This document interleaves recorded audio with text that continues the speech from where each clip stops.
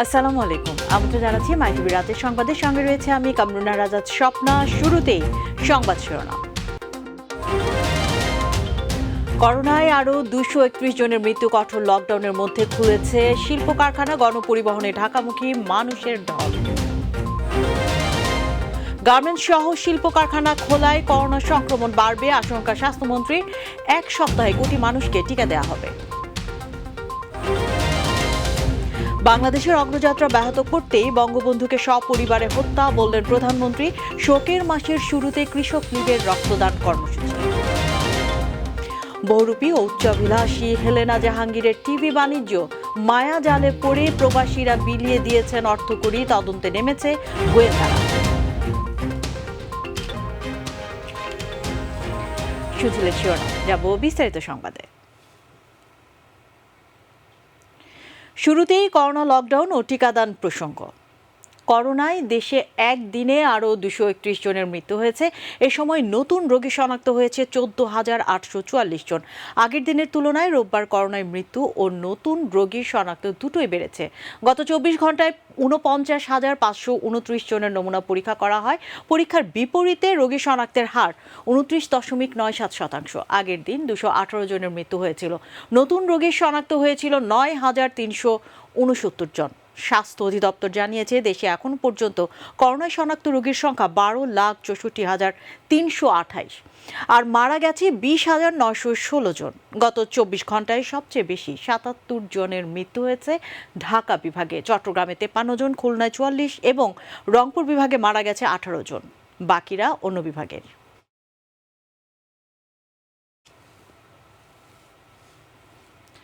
চলমান কঠোর লকডাউনের মাঝেই খুলেছে গার্মেন্টস সহ শিল্প কারখানা। পরিবহন জটিলতায় অনেক কারখানা সব শ্রমিক না আসলেও সীমিত সংখ্যক জনবল দিয়েই কাজ শুরু হয়েছে। হঠাৎ কারখানা খোলায় বিড়ম্বনা পেরিয়ে দূর দূরান্ত থেকে কর্মস্থলে ফিরছে শ্রমিকরা। রপ্তানি অর্ডার থাকায় বাধ্য হয়ে কাজ করতে হচ্ছে জানিয়ে গার্মেন্টস মালিকরা বলেন, দেরিতে কর্মস্থলে এলেও চাকরি যাওয়ার ভয় নেই কোনো শ্রমিকের। এস.এম. খোরশেদ আলমের রিপোর্ট। কঠোর লকডাউনের মধ্যে হঠাৎ গার্মেন্ট কারখানা খুলে দেওয়া এবং অল্প সময়ের জন্য গণপরিবহন চলাচলে অনুমতি দেওয়ায় শত ভোগান্তি মাথায় নিয়ে কাজে যোগ দিয়েছেন গার্মেন্টস শ্রমিকরা। সবাই কাজে যোগ দিতে না পারলেও সীমিত সংখ্যক শ্রমিক নিয়ে কারখানা চালু করা হয়। অনেক অ্যাবসেন্ট আছে, দেশ থেকে অনেক লোক আসতে পারে নাই। পিক আপে 2,000 করে নিয়েছে, মাওয়া ইয়ে নামাই দিয়েছে। মাওয়া থেকে আবার সিএনজিতে আইসি 1,000 টাকায়। এই আইয়া ছায়দাবাস নামছি। কষ্ট তো একটু হয়েছে, কিন্তু পেটের দায় তো আসতে হয়েছে। শ্রমিকরা জানান, দুর্ভোগ মাথায় নিয়েই কাজে যোগদান করেছেন তারা। অনেক কষ্ট হয়েছে আইতে রাস্তাঘাট দিয়া। শিল্প কারখানা খুলে দিছে, আর গাড়ি খুলে নাই কি বাস ছাড়ে নাই কে। ঢাকা থেকে আমার স্বামী, আমি দেশে পোলাপান থাকে, বাপ মা থাকে। এই আমরা কিছুক্ষণ পর স্প্রে করি, স্যাভলন স্প্রে করি, তারপরে করি হ্যান্ড ওয়াশ করাই। সরবরাহের অর্ডার থাকায় রাজধানীতে বসবাস করা শ্রমিকদের দিয়েই কাজ শুরু করেছেন বলে জানান গার্মেন্ট মালিকরা। আমাদের 85% পেজন হয়ে গেছে গা, তো 15% পেজন হইতে পারে নাই। এরা কেউ রাস্তায় আছে, কেউ আসতেছে, কেউ 5 তারিখের পরে আসবে। আজকে সব শ্রমিক না আসার কারণে তাই আমি ওইভাবে ফুল আউটপুট করতে পারতেছি না। একটা মাল বানাতে সাপোজ 50টা অর্ডার লাগে, তো মাঝখানে 5টা অর্ডার নাই, তো ওই ক্ষেত্রে 5টা অর্ডার গ্যাপটা পড়ছে। তো ওই ক্ষেত্রে সামনে কাজ বন্ধ রেখে পিছনে কাজ চালাচ্ছে আর কি। ঢাকার বাইরে থেকে কর্মস্থলে দেরিতে যোগ দিলেও কারো চাকরি যাবে না বলে জানান তারা। গাড়িটা একদিনের জন্য না দেওয়া, যদি মিনিমাম 2 থেকে 3 দিনের জন্য দিত, তাহলে সব শ্রমিক কম খরচে ঢাকা আসতে পারত। অনেকে জানে না, হঠাৎ করে তাদের প্রিপারেশনও ছিল না। এই লোকগুলো কীভাবে আসবে? তারা তো আসবে 5 তারিখের পরে আসবে, তাদের কোনো সমস্যা নাই। কারণ একটা সমস্যা হইতেই পারে, দেরি করে আসলে কারো চাকরি যাবে না চাকরি যাবে না। এস.এম. খোরশেদ আলম, মাইটিভি, ঢাকা।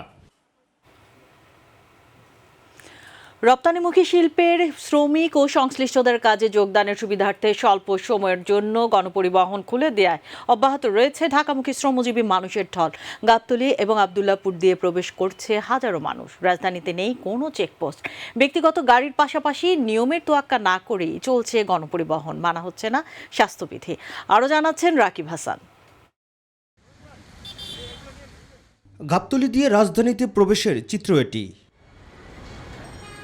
বাস, ট্রাক, সিএনজি, মোটরসাইকেল, রিক্সা, ভ্যানের পাশাপাশি পায়ে হেঁটে ঢাকায় প্রবেশ করছেন শ্রমজীবী মানুষেরা।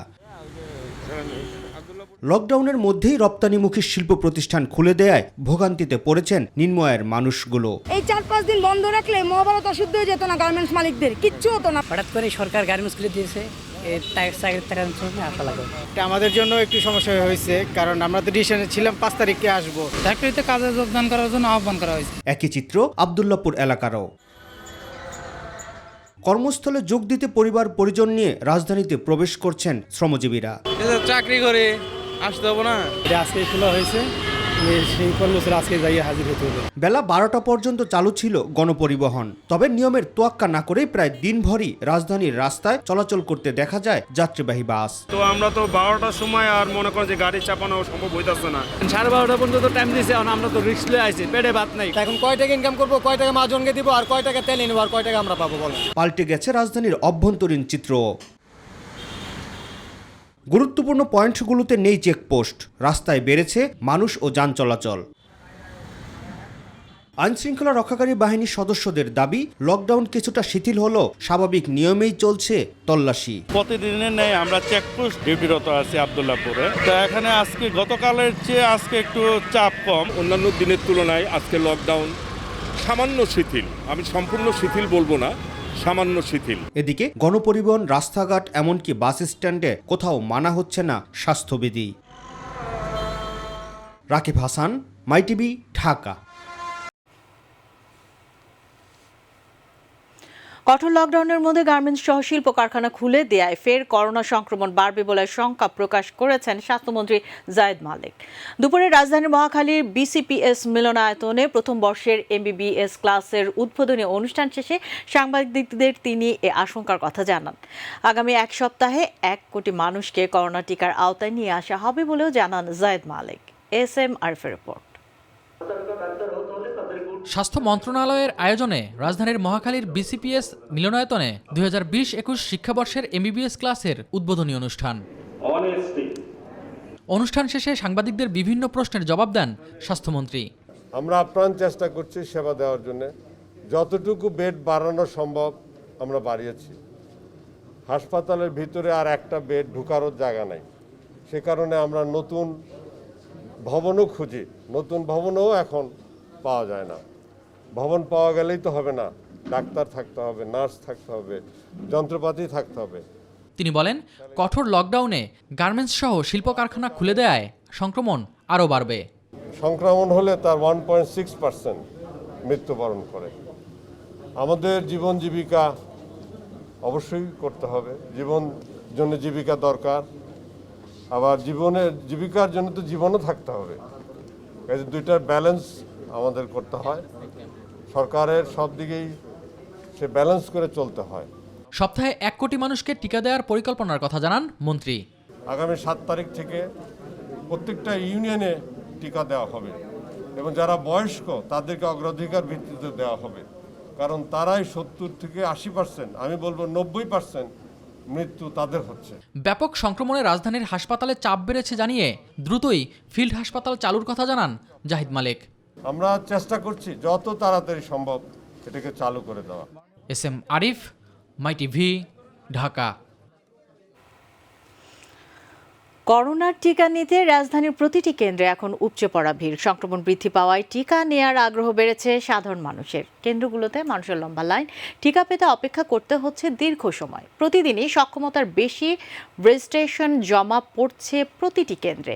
মানুষের চাপে উপেক্ষিত হচ্ছে স্বাস্থ্যবিধি। দীর্ঘক্ষণ অপেক্ষার পরও টিকা নিতে পেরে মানুষের মাঝে স্বস্তি বিরাজ করছে।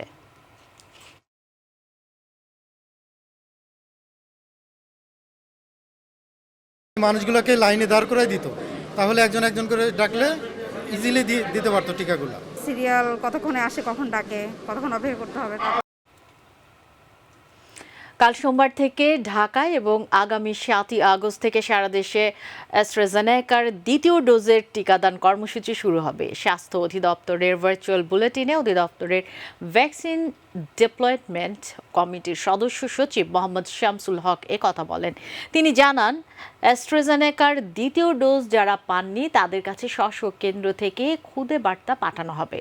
যারা অ্যাস্ট্রাজেনেকার টিকা নিয়েছেন তারা ভুলক্রমে যেন অন্য টিকা না নেন। এতে নানান শারীরিক জটিলতা দেখা দিতে পারে বলেও জানান শামসুল হক। এবার ডেঙ্গু প্রসঙ্গ। এলজিআরডি মন্ত্রী তাজুল ইসলাম বলেছেন, গত বছরের চেয়ে এবার ডেঙ্গু আক্রান্তের সংখ্যা বেড়ে গেছে। ঢাকা দক্ষিণের মেয়র শেখ ফজলে নূর তাপস বলেছেন, আগস্টের মধ্যেই সহনীয় পর্যায়ে আনতে কাল থেকে চিরুনি অভিযান চলবে। আর উত্তরের মেয়র আতিকুল ইসলাম বলেছেন, জনগণের স্বতঃস্ফূর্ত অংশগ্রহণের এডিস মশা নিয়ন্ত্রণ করা সম্ভব হবে। রাজধানীতে আলাদা অনুষ্ঠানে তারা এসব কথা বলেন। জায়েদ আহমেদ বাবু রিপোর্ট। ডেঙ্গু চিকুনগুনিয়া প্রতিরোধে স্থানীয় জনপ্রতিনিধিদের নিয়ে মতবিনিময় সভার আয়োজন করে ঢাকা দক্ষিণ সিটি কর্পোরেশন। ওনাদের স্ব অবস্থান থেকে তাদের বক্তব্যগুলো তুলে সভায় স্থানীয় সরকার ও সমবায় মন্ত্রী তুলে ধরেন বর্তমান ডেঙ্গু আক্রান্ত রোগীর পরিসংখ্যান। তবে যাতে আগামী 2 সপ্তাহের ভিতরে আমরা দক্ষিণ সিটি কর্পোরেশনে এডিস মশার আমরা একটা অত্যন্ত গুরুত্বপূর্ণ সফলতার জায়গায় পৌঁছতে পারি। যেমন আমাদের সিটি কর্পোরেশনের উত্তর হলো 31% এবং 64% হলো যে দক্ষিণে। এ মাসের মধ্যেই ডেঙ্গু সহনীয় পর্যায়ে আনার লক্ষ্য নিয়ে কাজ করা হচ্ছে বলে জানান ঢাকা দক্ষিণ সিটি কর্পোরেশনের মেয়র ব্যারিস্টার শেখ ফজলে নূর তাপস। গতবার 2020 সালে যেরকম আমরা সফল হয়েছিলাম, আমরা সেই পর্যায়ে অগাস্টের মধ্যেই যেন আমরা শূন্যের কোঠায় নিয়ে আসতে পারি। আমাদের এখন সেই চিরুনি অভিযান থাকবে। সেই লক্ষ্যে আজকে থেকে 1 আগস্ট এই জাতীয় শোক দিবসের এই শোকের মাসে আমরা শুরু করেছি। এটাই আমাদের প্রত্যয়। উত্তরায় এডিস মশা নিধনে সচেতনতা বৃদ্ধি করতে মাঠে নামেন ঢাকা উত্তর সিটি কর্পোরেশনের মেয়র আতিকুল ইসলাম। সরকারি, বেসরকারি, আধা সরকারি যারা আছেন, আমি সবাইকে অনুরোধ করব, অনতিবিলম্বে আমাদের সকলের বাসাবাড়ি আজকেই পরিষ্কার করি। জাহিদ আহমেদ বাবু, মাই টিভি, ঢাকা। এবার শোকাবহ আগস্টের খবর। বাংলাদেশের অগ্রযাত্রা ব্যাহত করতেই জাতির পিতা বঙ্গবন্ধু শেখ মুজিবুর রহমানকে সপরিবারে হত্যা করেছিল বলে জানান বঙ্গবন্ধু কন্যা প্রধানমন্ত্রী শেখ হাসিনা। বাঙালির শোকের মাস আগস্টেও প্রথম দিন সকালে ধানমন্ডি 32 নম্বরে কৃষক লীগের রক্তদান কর্মসূচিতে গণভবন থেকে ভার্চুয়ালি যুক্ত হয়ে এ কথা জানান তিনি। শেখ হাসিনা বলেন, বঙ্গবন্ধুকে হত্যায় জিয়াউর রহমানের ইন্ধন ছিল বলেই পরবর্তীতে বেগম জিয়া খুনিদের রাষ্ট্রীয়ভাবে পুরস্কৃত করেন এবং বঙ্গবন্ধু হত্যার বিচার কাজ বাধাগ্রস্ত করেন। আরও জানাচ্ছেন সাইদুর রহমান আবির। শোকাবহ আগস্টের প্রথম দিনে প্রতি বছরের মতো এবারেও ধানমন্ডি 32 নম্বরে রক্তদান কর্মসূচির আয়োজন করে কৃষক লীগ। গণভবন থেকে অনুষ্ঠানে ভার্চুয়ালি যুক্ত হয়ে শোকাবহ সেই দিনের কথা স্মরণ করেন বঙ্গবন্ধু কন্যা শেখ হাসিনা। বলেন, দেশের অগ্রযাত্রা থামিয়ে দিতেই সপরিবারে বঙ্গবন্ধুকে হত্যা। এর বাইরে আর কোনো চাওয়া পাওয়া নেই। শুধু বাংলাদেশের মানুষের মুখে হাসি দেখতে চাই, বাংলাদেশের মানুষের ভাগ্য পরিবর্তন দেখতে চাই। বাংলাদেশ ক্ষুধা দারিদ্র্য থেকে মুক্তি পেয়ে উন্নত সমৃদ্ধ জাতি হিসেবে গড়ে উঠবে, বিশ্ব দরবারে মাথা উঁচু করে চলবে, মর্যাদা নিয়ে চলবে, সম্মানের সাথে চলবে। আমরা বিজয়ী জাতি হিসেবে বিশ্বে মাথা উঁচু করে আমরা চলবো, এটাই চাওয়া।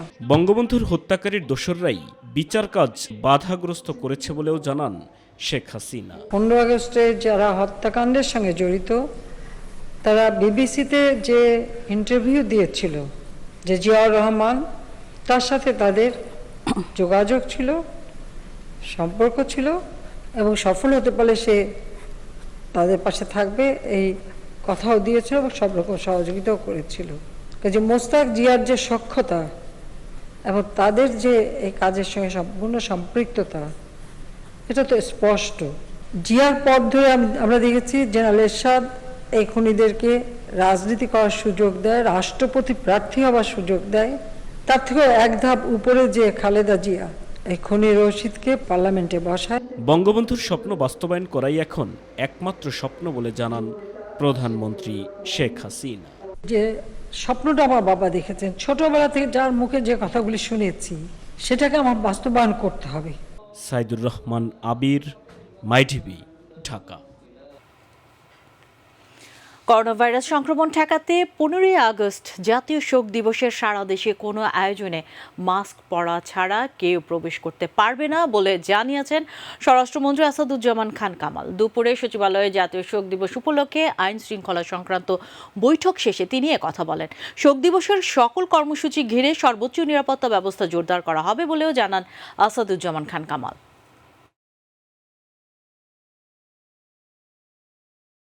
টঙ্গিপাড়া সমাধিস্থলে ধানমন্ডি বঙ্গবন্ধু স্মৃতি জাদুঘর বনানীস্থ কবরস্থান সহ সারা দেশব্যাপী বিভিন্ন অনুষ্ঠানে র্যাবের টহলও দৃশ্যমান থাকবে। বঙ্গবন্ধু শাহাদাত বার্ষিকীতে জাতীয় শোক দিবস পালন উপলক্ষে আয়োজিত সকল অনুষ্ঠানে গোয়েন্দা নজরদারি থাকবে। এবার অন্য প্রসঙ্গ। টেলিভিশনের নামে প্রবাসীদের কাছ থেকে মোটা অঙ্কের অর্থ হাতিয়ে নিয়েছেন রহস্যময়ী ও বহুরূপী নারী হেলেনা জাহাঙ্গীর। আইপিটিভির লেবাসে কার্যত স্যাটেলাইট টিভির যন্ত্রপাতি লাগিয়ে আর বিদেশি স্যাটেলাইট ব্যবহার করে প্রবাসীদের টার্গেট করে কৌশলী জাল ফেলেছিলেন তিনি। আর সেই মায়াজালে জড়িয়ে অনেক প্রবাসী তাকে বিলিয়ে দিয়েছেন কষ্ট করে অর্জিত বৈদেশিক মুদ্রা। পুরো বিষয়টি এখন খতিয়ে দেখছে গোয়েন্দারা। স্বামী একজন সাধারণ গার্মেন্টসের চাকুরিজীবী হলেও হেলেনা কিভাবে শূন্য থেকে শত কোটি টাকার মালিক বনে গেলেন তারও অনুসন্ধান চলছে। এসকে লিটনের রিপোর্ট।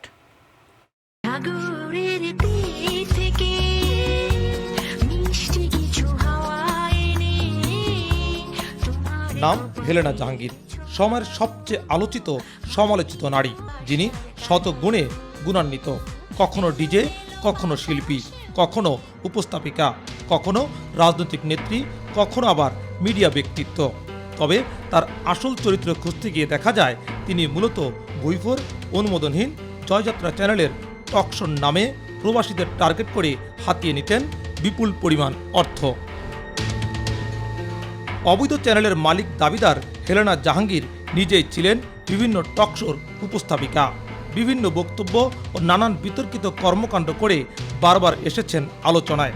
তারপরেও উপরতলাকে ম্যানেজ করে অবৈধ জয়যাত্রা চ্যানেলটি এতদিন কিভাবে চালিয়েছেন এমন প্রশ্নের উত্তর খুঁজতে অনুসন্ধানে দেখা যায় হাইব্রিড নেত্রীর সঙ্গে ছিল ক্ষমতাসীন দলের অনেকের সখ্যতা। অনেক এমপি আছে, অনেক মিনিস্টার আছে। আমি আপনাদের উদ্দেশ্যে বলি, আমি মাননীয় প্রধানমন্ত্রী ছাড়া কাউকে কিন্তু গুনি না বাংলাদেশে। সোজা কথা, খাস বাংলা কথা। ওনার মতো নিক্সন ভাইয়ের মতো আমিও কিন্তু স্ট্রেট ফরওয়ার্ড কথা বলি। বাংলাদেশের কোনো মন্ত্রী করার সময় আমার নেই। অনুমোদনবিহীন চ্যানেলটি দেশি স্যাটেলাইটে নয়, টাকার বিনিময়ে ব্যবহার করতেন অন্য দেশের স্যাটেলাইট। বিদেশি স্যাটেলাইটে সম্প্রচার করার মাধ্যমে টাকা পাচার করতেন। প্রবাসীরা স্বাচ্ছন্দ্যে দেখতে পারায় ঝুঁকে পড়তেন জয়যাত্রার প্রতি। এই সুযোগকে কাজে লাগিয়ে হেলেনা জাহাঙ্গীর প্রবাসীদের কাছ থেকে হাতিয়ে নিতেন মোটা অঙ্কের অর্থ, এমন অভিযোগ রয়েছে। বিষয়টি খতিয়ে দেখছে গোয়েন্দারা। জয়যাত্রার প্রচার প্রচারণায় চ্যানেলের মোড়কে থাকলেও র্যাবের হাতে আটকের পর হেলেনা জাহাঙ্গীর একে আইপিটিভি বলে দাবি করেন, কিন্তু তারও নেই কোনো অনুমোদন। এখানেই শেষ নয়, গোয়েন্দারা বলছে দুজন আইপিটিভি পরিচালনার নেপথ্যে ছিলেন বহুরূপী হেলেনা জাহাঙ্গীর। অনুমোদনহীন এসব আইপিটিভি নিয়ে অ্যাসোসিয়েশন করে নিজেই তার সভাপতি হন। একটু পেছনে ফিরলে দেখা যায় হেলেনার বাড়ি কুমিল্লায়। 1990 সালে বিয়ে হয় জাহাঙ্গীর নামের এক ব্যক্তির সঙ্গে। তার নাম হয় হেলেনা জাহাঙ্গীর। তার স্বামী মূলত নারায়ণগঞ্জে একটি গার্মেন্টস কারখানায় চাকরি করতেন। এই সুবাদে 1996 সাল থেকে নারী উদ্যোক্তা হিসাবে নাম লেখান গার্মেন্টস শিল্পে। তারপর আর পেছনে ফিরে তাকাতে হয়নি হেলেনা জাহাঙ্গীরকে। ক্ষমতার মোহে ক্ষমতাসীনদের পাশে থাকতেই বেশি পছন্দ করেন হেলেনা জাহাঙ্গীর। কখনো দেখা যায় বিএনপির ছায়াতলে, কখনো আবার জাতীয় পার্টির। ক্ষমতার অর্থই ছিল হেলেনা জাহাঙ্গীরের মূল নেশা। 2008 সালে রাতারাতি নিজেকে পাল্টে হয়ে যান আওয়ামী নেত্রী। সখ্যতা গড়ে তোলেন আওয়ামী লীগের কেন্দ্রীয় নেতাদের সঙ্গে, বাগিয়ে নেন কেন্দ্রীয় উপকমিটির পদ। কিন্তু শেষ রক্ষা হয়নি। উচ্চবিলাসী হেলেনা উপকমিটির সদস্য কিংবা জেলা কমিটির উপদেষ্টার পদ পেয়েও সন্তুষ্ট হতে পারেননি। আওয়ামী চাকরিজীবী লীগের সভাপতি হয়ে বিতর্কে জড়িয়ে পড়লে দল থেকে বহিষ্কার করা হয় সুবিধাবাদী ও হাইব্রিড হেলেনাকে। নানান অপরাধের কারণে বৃহস্পতিবার রাতে হেলেনা জাহাঙ্গীরের গুলশানের বাসায় অভিযান চালায় র্যাব। উদ্ধার করা হয় বিদেশি মদ, বিদেশি মুদ্রা, হরিণের চামড়া ও ক্যাসিনো সরঞ্জামাদি। গ্রেপ্তার করা হয় তাকে। কথিত ভুইফোর IPTV চ্যানেলেও অভিযান চালিয়ে উদ্ধার করা হয় স্যাটেলাইট টিভি চ্যানেলের বিভিন্ন সরঞ্জামাদি, সিলগালা করা হয় প্রতিষ্ঠানটি। হেলেনাকে গ্রেপ্তারের পর প্রতিনিয়ত বেরিয়ে আসছে অপরাধের চাঞ্চল্যকর তথ্য। এরই মধ্যে তার বিরুদ্ধে হয়েছে একাধিক মামলা। ডিজিটাল নিরাপত্তা আইনের মামলায় এখন রয়েছেন পুলিশ রিমান্ডে। এসকেলিটন, MyTV, ঢাকা। দেশি বিদেশি সংস্থার ভুয়া প্রতিনিধি পরিচয়ে প্রতারণার অভিযোগে ইশরাক রফিক ঈশিতা ও তার সহযোগীকে গ্রেফতার করেছে র্যাব। মিরপুরে অভিযান চালিয়ে ভুয়া আইডি কার্ড, ইয়াবা ও বিদেশি মদ উদ্ধার করা হয় বলে জানিয়েছে র্যাবের মুখপাত্র। কারণ বাজার মিডিয়া সেন্টারে প্রেস ব্রিফিংয়ে তিনি বলেন, গ্রেফতারকৃতদের বিরুদ্ধে আইনানুগ ব্যবস্থা প্রক্রিয়াধীন। আরও জানাচ্ছেন রাকিব হাসান।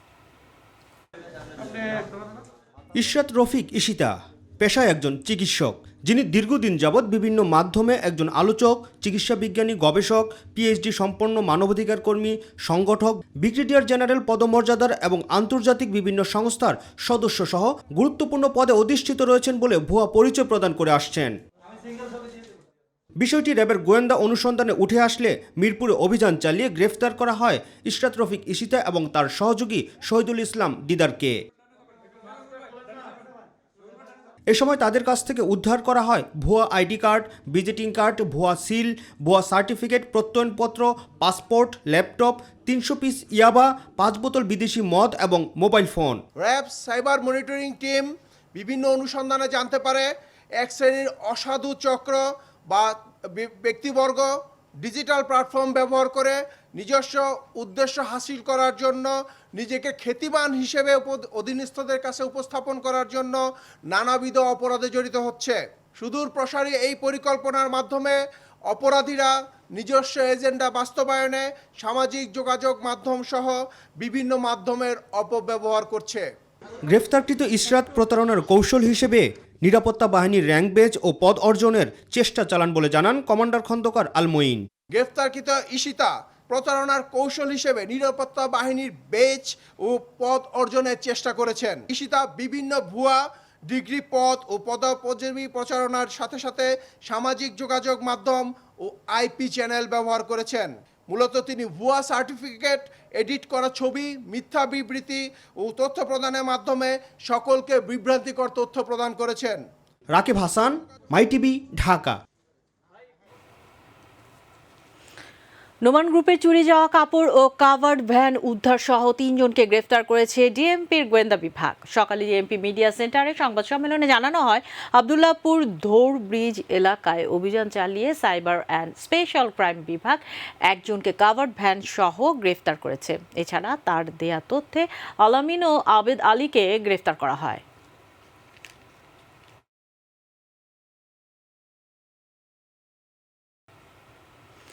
তথ্য ও সম্প্রচার মন্ত্রী ডক্টর হাসান মাহমুদ বলেছেন, জাতির পিতা বঙ্গবন্ধু শেখ মুজিবুর রহমানের প্রজ্বলিত স্বাধীনতার দীপশিখা অনন্তকাল ধরে চলবে। শোকাবহ আগস্টের প্রথম দিনে শিখা চিরন্তনে প্রদীপ প্রজ্বলন অনুষ্ঠানে তিনি একথা বলেন। জিয়া সহ বঙ্গবন্ধু হত্যাকাণ্ডের সাথে যারা জড়িত এবং যারা পটভূমি তৈরি করেছিলেন সেই ইতিহাস উন্মোচনে কমিশন গঠনের আহ্বান জানান ডক্টর হাসান।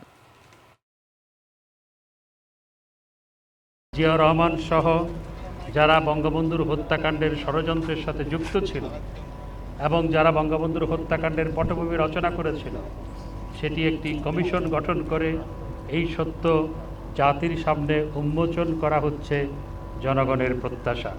এবং আমি মনে করি ব্যক্তিগতভাবে এটি না হলে পরে আমাদের ইতিহাস অসম্পূর্ণ থেকে যাবে। এবার উন্নয়ন অগ্রযাত্রায় বাংলাদেশ। জাতীয় হৃদরোগ ইনস্টিটিউট ও হাসপাতালে সংযুক্ত হল হৃদরোগ চিকিৎসার অত্যাধুনিক প্রযুক্তি আইভাস ও রোটা অবলেশন। দেশের ইতিহাসে প্রথম কোনো সরকারি হাসপাতালে এই প্রযুক্তির মাধ্যমে 75 বছর বয়সী এক জটিল রোগীর চিকন ও শক্ত রক্তনালীতে রিং পরানো হয়। হাসপাতালে সর্বাধুনিক প্রযুক্তির সংযোজনের অংশ হিসেবে খুব শীঘ্রই কার্ডিয়াক MRI ও OCT মেশিনও সংযোজিত হবে। আরও জানাচ্ছেন রাকিব হাসান। রক্তনালীতে দীর্ঘদিন ব্লক থাকার ফলে ক্যালসিয়াম জমে সেখানে তৈরি হয় কঠিন পদার্থ। এ ধরনের রক্তনালীতে সাধারণভাবে রিং পরানো, এনজিওপ্লাস্টি বা অপারেশন কোনোটাই সম্ভব হয় না। রোটাঅবলেশন হচ্ছে এমন একটি পদ্ধতি যার মাধ্যমে রক্তনালীতে ক্যালসিয়াম কেটে রক্তনালীর পরিধি বড় ও রিং পরানোর জন্য উপযোগী করা হয়। বিশ্বের উন্নত দেশগুলোর সাথে তাল মিলিয়ে হৃদরোগ চিকিৎসায় অত্যাধুনিক এই প্রযুক্তি যুক্ত হল জাতীয় হৃদরোগ ইনস্টিটিউট ও হাসপাতালে। হাসপাতালটির পরিচালক অধ্যাপক ডাক্তার মীর জামাল উদ্দিনের নেতৃত্বে সম্প্রতি ৭৫ বছর বয়সী এক জটিল রোগীর চিকুন ও শক্ত রক্তনালীতে রোটাঅবলেশন পদ্ধতিতে রিং পরানো হয়। হার্টের রক্তনালীতে যদি চর্বি জমে যে ব্লক হয়, সেই ব্লকের মধ্যে ক্যালসিয়াম জমে যখন অত্যন্ত শক্ত হয়ে যায় এবং বেলুন দিয়ে ফুলানো যায় না, তখন সেই ক্যালসিয়ামকে কেটে কেটে দূর করে এবং ধমনীকে প্রশস্ত করে আমরা বেলুন দিয়ে ফুলিয়ে রিং বসাই। সেই মেশিনটি এবার জাতীয় হৃদরোগ ইনস্টিটিউটে সংযোজিত হয়েছে এবং আমরা প্রথম কেস সাকসেসফুলি করেছি এবং আগামীতেও ইনশাল্লাহ এই ধারা অব্যাহত থাকবে। এই চিকিৎসা পদ্ধতিটি অত্যন্ত ব্যয়বহুল হলেও সরকারিভাবে সম্পূর্ণ বিনা খরচে করার কথা জানান ডাক্তার মীর জামাল উদ্দিন। প্রাইভেট সেন্টারে এর খরচ অনেক বেশি, যেমন কয়েক লক্ষ টাকা লাগে এই যন্ত্রটি দিয়ে কাজ করিয়ে যদি রিং বসাতে হয়। আর আমার এখানে সরকারিভাবে এই যন্ত্রটি ইউজ করতে এখনও কোনো খরচই লাগে না, সবই সরকারিভাবে বহন করা হইতেছে। জটিল এই অপারেশনের পর এখন সম্পূর্ণ সুস্থ আছেন ৭৫ বছর বয়সী এই নারী। খুশি তার স্বজনরাও। বুকের ব্যথায় সবসময় ঘুমাতে পারতাম না, রাতে সবসময় ব্যথা হইতো। এখন কেমন লাগে? এখন তো ভালোই লাগতেছে। আমার মার যে কাজটা হয়েছে, যেটার জন্য আমি সরকারের কাছে কৃতজ্ঞ এবং ধন্যবাদ জানাই। পাশাপাশি সরকারকেও জানাই যে এরকম উদ্যোগ আরও সব জায়গায় যাতে করে দেওয়া হয়। কর্তব্যরত চিকিৎসকরাও জানালেন তাদের সফলতার কথা। আসলে এটা নিঃসন্দেহে পৃথিবীর সর্বাধুনিক এবং সবচেয়ে গ্রহণযোগ্য পদ্ধতি করোনারি অ্যাঞ্জিওগ্রাম এবং অ্যাঞ্জিওপ্লাস্টির ক্ষেত্রে, বিশেষ করে জটিল করোনারি রোগে আক্রান্ত যে সমস্ত রোগী তাদের জন্য। রাকিব হাসান, মাই টিভি, ঢাকা। সংবাদের শেষ প্রান্তে আমরা, তবে যাবার আগে সংবাদ শিরোনামগুলো জানিয়ে দিচ্ছি আরও একবার। করোনায় আরও 231 জনের মৃত্যু। কঠোর লকডাউনের মধ্যে খুলেছে শিল্প কারখানা, গণপরিবহনে ঢাকামুখী মানুষের ঢল। গার্মেন্টস সহ শিল্প কারখানা খোলায় করোনা সংক্রমণ বাড়বে, আশঙ্কা স্বাস্থ্যমন্ত্রী। 1 সপ্তাহে কোটি মানুষকে টিকা দেওয়া হবে। বাংলাদেশের অগ্রযাত্রা ব্যাহত করতে বঙ্গবন্ধুকে সপরিবারে হত্যা বললেন প্রধানমন্ত্রী। শোকের মাসের শুরুতে কৃষক লীগের রক্তদান কর্মসূচি। বহুরূপী উচ্চাভিলাষী হেলেনা জাহাঙ্গীরের টিভি বাণিজ্য মায়া জালে পড়ে প্রবাসীরা বিলিয়ে দিয়েছেন অর্থকড়ি, তদন্তে নেমেছে গোয়েন্দারা। সঙ্গে থাকার জন্য ধন্যবাদ। এছাড়া ইউটিউবে মাই টিভি সংবাদ পেতে ভিজিট করুন youtube/mytvbd নিউজ এবং আমাদের অনুষ্ঠান দেখতে ভিজিট করুন youtube/mytv বাংলা, facebook/mytv বাংলা ও twitter/mytv বাংলা। আমাদের পরবর্তী সংবাদ রাত 9:30 দেখার আমন্ত্রণ জানিয়ে বিদায় নিচ্ছি। দর্শক, করোনা সংক্রমণ রোধে সবাই সতর্ক থাকুন, মাস্ক পরুন, স্বাস্থ্যবিধি মেনে চলুন। এর সাথে শেষ করছি আমি কামরুন নাহার আজাদ স্বপ্না। আল্লাহ হাফেজ।